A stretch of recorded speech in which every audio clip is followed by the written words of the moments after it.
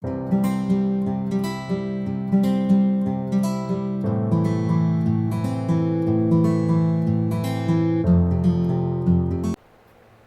day to everyone. Once again, welcome to our Message of Hope program. Again, this is designed to reach out the people all over the world, the people who are weary, those people who are in problems right now, those who are down. We are praying that this short video will click into your hearts, and then your heart again will become alive or will be stirred up to continue living in victorious living. At our topic today is prayer in faith with action. Praying in faith with action. Last time I have discussed to you the effective prayer, but today we are going to discuss this kind of prayer that we need to act. No? How many times that we have been praying and the answer has been given to us, and yet we don't know that the prayer is already answered by God, no? Because there are things that God wanted us to act. So, faith alone is dead without action, according to James. So, that's why we are praying, because we have faith. We believe that somehow or surely God will answer our prayer. So, our scripture reading will be found in Exodus 14:10 to 16. No? So this is about the Israelites crossing the Red Sea. Ito po ay nakakamangha dahil ang Diyos po ay kailangan niya na magkaroon ng action si Moises. No?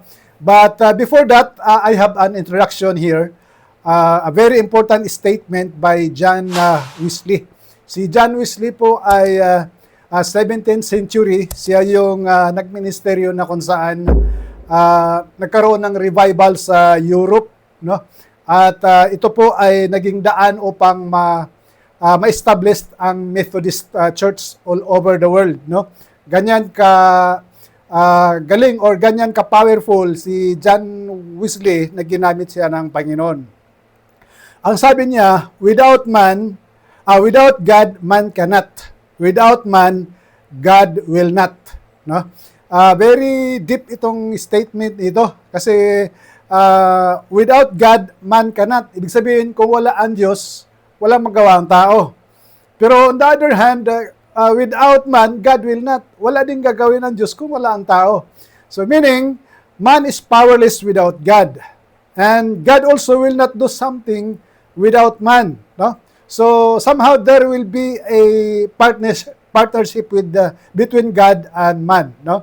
So unahin natin yung explanations without God man cannot. Example, ang Israelites were very afraid and powerless by the time na hinabol sila ni Pharaoh at ang kanyang mga sundalo na kung saan nagkakabayo at nagkaroon sila ng mga sandata na which is na very powerful ang Egypt noon, no? Sa Exodus 14 verse 10, ang sabi dito, when Pharaoh drew near, the people of Israel lifted up their eyes, and behold, the Egyptians were marching after them, and they feared greatly. The word they feared greatly, patungkol ito sa Israelites na kung saan sila po ay wala na silang mapuntahan dahil sa kaliwa, bundok, tapos dito naman bangin, tapos sa harap nila, dagat. Dito naman sa likod ay mga sundalo. Kumbaga, yun ang dahilan na sila po ay grabe yung panic nila. No? At patuloy ang aking pagbabasa. And the people of Israel cried out to the Lord. They said to Moses, is it because there are no graves in Egypt that you have taken us away to die in the wilderness? What have you done to us in bringing us out of Egypt? Makita natin dito na grabe yung murmuring ng mga tao. Accordingly, 2.5 million yung lumabas, no, sa Egypt na mga tao kung saan yung bayan ng Diyos. No? So, panahon sa crisis, sinisisi, they blame Moses, ang sabi ng mga tao. Dahil ba na walang libingan doon sa Egypt, kaya mo kami dinala rito upang patayin, no? So, napaka ano nito para sa leader kasi ang leader talaga, yun lagi yung yun lagi yung sinisisi ng mga tao. Pero ano ba dito ang ano ba ang solusyon ng leader na si Moses, no? Kaya sabi rito na malalaman natin dito na without God, man cannot, no? Walang powerless sila. So it needs an intervention kasi wala silang sandata, no? Kaya dito sa number 2, without man, God will not, no? Ang participation dito ng tao ay kailangan din. Sabi dito sa 15, then the Lord said to Moses, "Why are you crying out to me? Tell the Israelites to move on. Raise your staff and stretch out your hand over the sea to divide the water so that the Israelites can go through the sea on the dry ground." Nakaka-amaze dito, very interesting kasi pwede naman diretso na i-divide ni Lord yung Red Sea, no? Kasi yun ang ginawa ni Lord, no? Pwede niyang hatiin agad at magkaroon ng dry ground. Pero why is it that si God dito, sinabihan pa si Moses na huwag ka namang umiyak lagi. Itaas mo yung tungkod mo para nang sa ganon, mahawi yung mga tubig. At ang nangyari nga doon, na tinaas ni Moses yung tungkod niya, ang sabi doon na nagpadala ang Diyos ng hangin, no? Na overnight, yun po ay na-dry yung sa gitna, tapos dito sa kabila naging wall, yung tubig, sa kabila naman naging wall, no? Kaya ang tanong ko dito, bakit kailangan pa, no? Kaya makuha natin ang prinsipyo dito na kailangan ng Diyos ang participation ni Moises. Kailangan ng Diyos na tayo po ay mag-participate, no? Kasi dito, nagpanic na yung mga tao. Naturally, ang leader nila dumudulog sa Panginoon upang maghingi siya ng guidance. Kaya sabi ni God sa kanya, ito yung gagawin mo. How many times po na sa buhay natin na ang tagal-tagal na meron tayong prayers, halimbawa, nagpipray tayo na maligtas yung mga loved ones natin, magkaroon ng kaligtasan, mga friends natin, no? Pero hindi tayo nag-act, hindi tayo nag-share sa kanila, no? Siguro ang Diyos tinugunan yung ating prayers, but we failed na pakinggan ang ating Diyos kung ano yung sasabihin niya para ang something na miraculous or supernatural will be done, no? So ang Diyos pala ay naghintay din pala sa natin, there is a partnership between Moses and God, no? Kaya how many times din na tayo po ay nagpipray na tungkol sa ating sakit, no? Na tayo po ay gumaling. Pero sometimes ang Panginoon Diyos mayroong inuutos sa atin, no?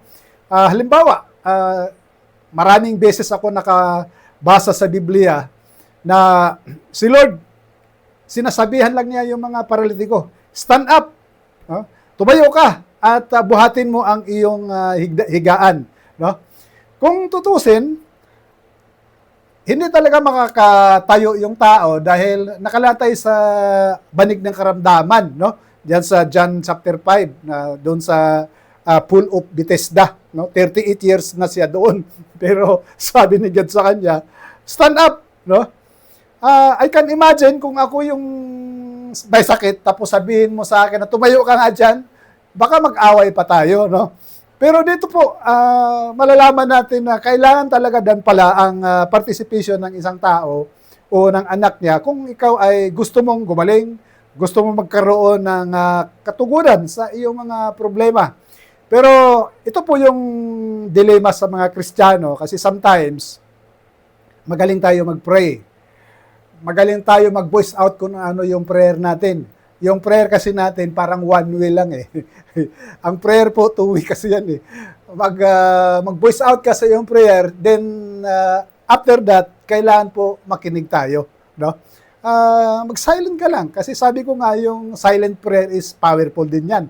Dahil nakikinig ka, yung spirit mo nakipag-link doon sa spirit ni God, makikinig ka sa kanyang mensahe kung anong iutos. Kasi mayroon bang mag-partner na hindi sila mag-communicate, no? Sa negosyo nga eh. Kung kayo ay mag-partner, dapat lagi kayo nagmi-meeting once a month, once a week, no? Para magkaintindihan kayo.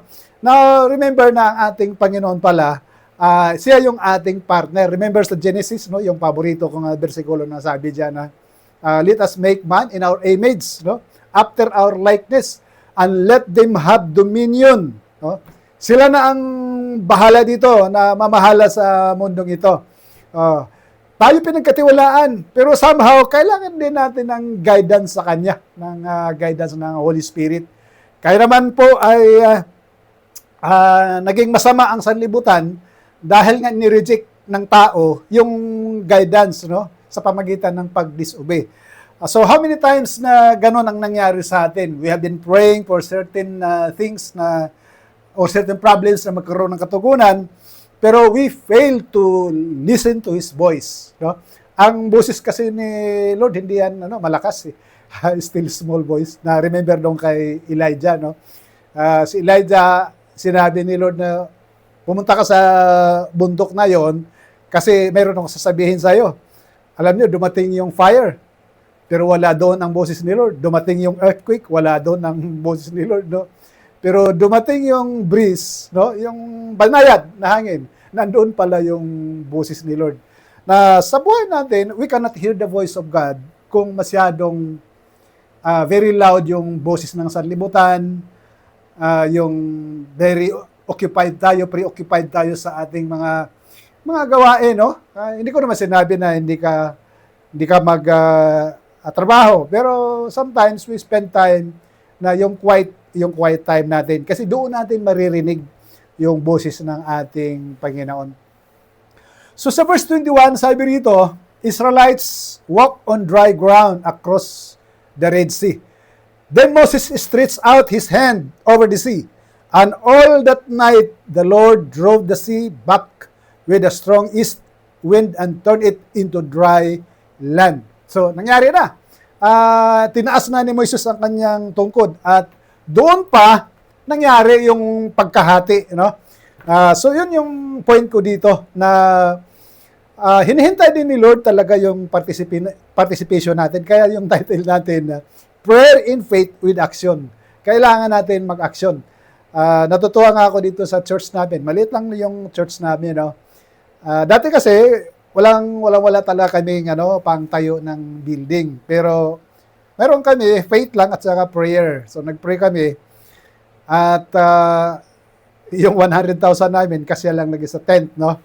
Pero ang nangyari nung tinayo na namin yon, ang Panginoon na gumawa ng milagro. Mayroon po nag-sponsor ng mga foreigner na kung saan na itayo yung bakal, yero, no, and all of that. At naging forma na talaga na building, no? So ang point ko lang dito na it is up to us to take initial move. No? Ulitin ko, it is up to us na mag-move tayo ng first step. Na kapatid, kung ikaw man ngayon ay puno ng mga problema, no? Ang advice ko lang sa iyo, after you prayed, you have to do something, no? Mayroon kang gagawin na something, pero in accordance pa rin sa guidance ni Lord. Kaya ang magandang gawin pagka ikaw ay magpipray, kung ano man yung bagay na pinagpipray mo, you take time na makinig ka sa ating Panginoon.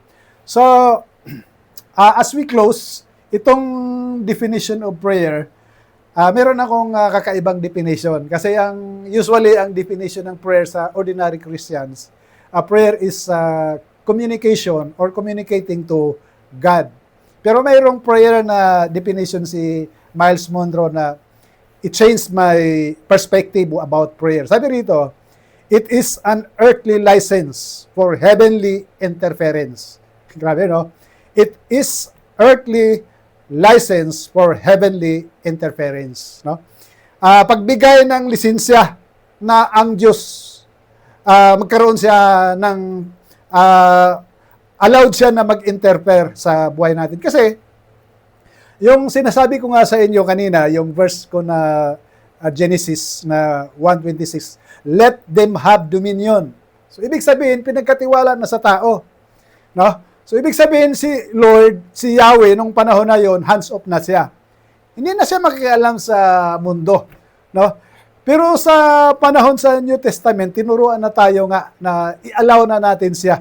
At ang sabi rito ni Miles Monroe, ang prayer pala ay it is an earthly license for heavenly interference. No?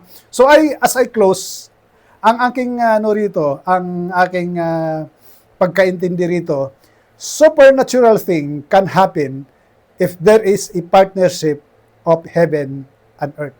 Magkakaroon ng mangyari lang ang supernatural o miracles will happen kung magkaroon tayo ng partnership between heaven and earth. Kung iyong marapatin, yun naman pong story ni Captain Ana, no? Kung mabasa natin sa 2 Kings, no? Sa chapter 5, ang i-shortcut ko na lang, no? Si Naaman po ay nagkaroon siya ng kitong, no? Kapitan po ito siya. Pumunta siya sa lingkod ng Diyos na si Eliseo. Pero si Eliseo po ay hindi po humarap sa kanya, inutusan lang yung alipin niya. Sabihin mo kay Naaman, pumunta siya sa Jordan tapos maglublob siya ng 7 beses. Alam niyo, nagalit po si Naaman. Kasi general po siya sa Syria. Tapos basta ganun mo na lang sabihin na maglublob ka doon sa Jordan. Sabi ni Naaman, akala ko ba harap siya sa akin? Parang binaliwala niya ako Tapos maglublob pa ako doon sa Jordan na marumi, maputik. Bakit daw hindi na lang doon sa ilog ng Farfar, no? Pero sabi ng mga kasamahan ni Naaman, Amo, kung yan naman ay kagaling mo, bakit hindi mo gagawin? So, to make the story short, pumunta po siya at ginawa po niya yon. At lo and behold, after the 7th immerse, no, sa katawan niya, nagiging po siya, malinis at yung kutis niya nagiging bata, no? So ito po yung mga insights galing sa Biblia na kung saan na mahalaga talaga na makinig tayo at gawin natin. Mayroon tayong aksyon, no? Kaya kapatid, bilang aksyon po, kung ikaw po ay na-bless sa message na ito, you can comments, you can like, no? At meron pa po kaming mga susunod na mga video na malalim na mga katuruan, pero magbigay po ito ng eye-opening sa buhay natin. Kaya, if you don't mind, I lead you to prayer na para po tayo ay makakonect sa Panginoon. Sundan mo lang po ito. Panginoon Jesus, narito po ako sa iyong harapan. Patawarin mo po ako sa lahat kong pagkakasala. Inimbitahan kita sa buhay ko. Ikaw na po ang mag-control, manguna sa akin mula ngayon. I surrender my life to you. In Jesus' mighty name, Amen.